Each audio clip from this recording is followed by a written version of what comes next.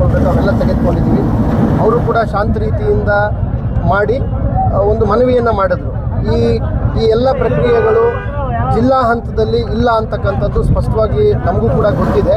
ಸರ್ಕಾರ ಹಂತದಲ್ಲಿ ಇಲಾಖೆಯ ಹಂತದಲ್ಲಿ ಒಂದು ಸಭೆಯನ್ನು ಏರ್ಪಡಿಸಿ ನಾವು ಸೌಹಾರ್ದಯುತವಾಗಿ ಇದನ್ನು ಪರಿಹಾರ ಮಾಡಿಕೊಳ್ಳಿಕ್ಕೆ ಅನುವು ಮಾಡಿಕೊಡ್ಬೇಕು, ಅದ್ರ ಬಗ್ಗೆ ಭರವಸೆ ಕೊಡಬೇಕು ಅನ್ನೋ ಕೋರಿಕೆಯನ್ನು ಏನು ರೈತ ಮುಖಂಡರಿಟ್ಟರು. ಈಗ ನಾನು ಇಲಾಖೆ ಹಿರಿಯ ಅಧಿಕಾರಿಗಳ ಜೊತೆ ಮಾತಾಡಿದ್ದೇನೆ.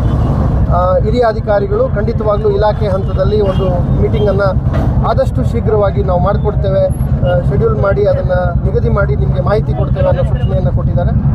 ಅದನ್ನು ನಾವು ರೈತ ಮುಖಂಡರಿಗೂ ಕೂಡ ತಿಳಿಸಿದ್ದೇವೆ.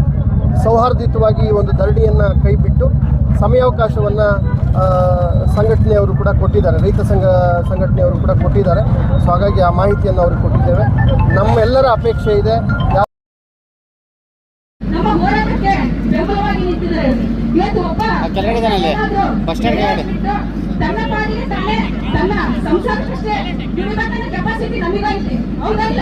ಅದನ್ನ ಬಿಟ್ಟು ನಾವು ದೇಶಕ್ಕೋಸ್ಕರ ಅನ್ನವನ್ನ ಹಾಕ್ತಿದೀವಿ ಅಂತಂದ್ಮೇಲೆ ನಾವು ಯಾವಾಗಲೂ ಕೂಡ ಉಸಿರನ್ನ ಹಾಕ್ಬಾರ್ದು. ಆ ಒಂದು ನಿಟ್ಟಿನಲ್ಲಿ ಸರ್ಕಾರ ಚಿಂತನೆಗಳನ್ನ ಮಾಡಿ ಅಂತ ಹೇಳಿ ಬಯಸ್ತಾ ಇದೆ. ಜೊತೆ ಇವತ್ತು ಸಮಸ್ಯೆಗಳ ಕಾರ್ಯಕ್ರಮಗಳನ್ನ ನಾವು ನೋಡ್ತಾ ಇದೀವಿ. ಜೊತೆಗೆ ಇವತ್ತು FID ಅಂತ ಮಾಡಿದ್ದಾರೆ. ಗೊತ್ತಾ? ಒಂದೇ ಚೀಲ, 1 ಎಕರೆ ಯೂರಿಯಾ ಒಂದೇ ಚೀಲ ಬಂದಿದ್ದಾರೆ. ಅದಕ್ಕೂ ಕೂಡ ನಮ್ಮ ವಿರೋಧ ಇದೆ.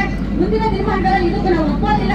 ಮೊದಲಿಗೆ ಹೇಗೆ ಮುಕ್ತ ಅವಕಾಶ ಇದ್ದಾರೆ ಅದೇ ರೀತಿ ಗೊಬ್ಬರ ಅವಕಾಶವನ್ನ ಮಾಡಿಕೊಡ್ಬೇಕು ಅಂತೇಳಿ ವಿಧಾನಸಭೆಯಲ್ಲಿ ಅದನ್ನೊಂದು ಹೇಳ್ತಾರೆ. ಜೊತೆಗೆ ವಿದ್ಯುತ್ ಖಾಸಗೀಕರಣ ಮಾಡ್ಲಿಕ್ಕೆ ಹೊರಟಿದ್ದಾರೆ. ಅದನ್ನು ಕೂಡ ನಾವು ಒಪ್ಪಲಿಕ್ಕೆ ತಯಾರಿಲ್ಲ. ಆದಷ್ಟು ಬೇಗನೆ ಈ 3 ಮಸೂದೆಗಳನ್ನ ವಾಪಸ್ ತಗೊಳ್ಳಿ.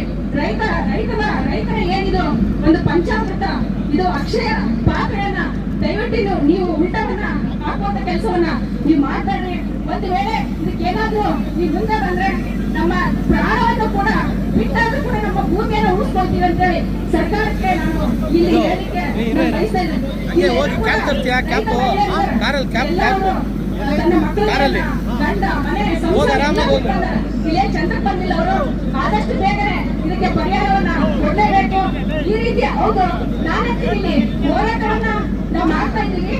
ನೀವು ನಮ್ಮ ಸಮಸ್ಯೆಗಳನ್ನ ಕೇಳಿಲ್ಲ ಅಂದಾಗ ನಾವು ಹೋರಾಟ ಮಾಡಕ್ಕೆ ವಿಧಾನಸೌಧ ಮುತ್ತಿಗೆ ಹಾಕಕ್ ಬಂದಕ್ಕೆ ಯಾಕೆ ಕರೀತಾ ಇದ್ದೀವಿ? ಕರೆಯಕ್ಕೆ ಏನಿಲ್ಲ ಅಂತ ಕೇಳ್ತಾ ಇದ್ದೀನಿ. ಬರ್ಲಿ ಮುಖ್ಯಮಂತ್ರಿ ಅವರು ಇಲ್ಲಿ ಬರ್ಲಿ.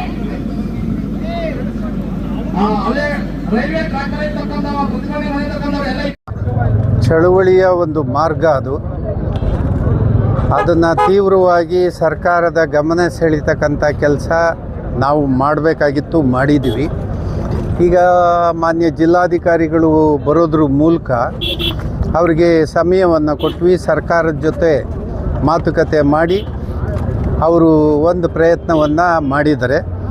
ಮೊದಲನೇ ಹಂತದಲ್ಲಿ ನನ್ನ ಕೈಲಾಗಿದ್ದು ಇಷ್ಟು. ಸರ್ಕಾರದ ಉನ್ನತ ಮಟ್ಟದ ಸಭೆಯನ್ನು ಏರ್ಪಾಡು ಮಾಡಲಿಕ್ಕೆ ನಾನು ದಿನಾಂಕವನ್ನು ಗೊತ್ತು ಮಾಡಿ ಸಮಯವನ್ನು ತಿಳಿಸ್ತೀನಿ. 1 ವಾರ ಸಮಯ ಕೊಡಿ ಅಂತ ಕೇಳಿದ್ದಾರೆ. 1 ವಾರ ಅಲ್ಲ, 2 ವಾರ ತಗೊಳ್ಳಿ. ಒಂದು ಮೇಲ್ಮಟ್ಟದ ಒಂದು ಸಭೆ ನಡೀಲಿ. ಆ ನಂತರ ಆ ಸಭೆ ಫಲಿತಾಂಶ ವಿಫಲ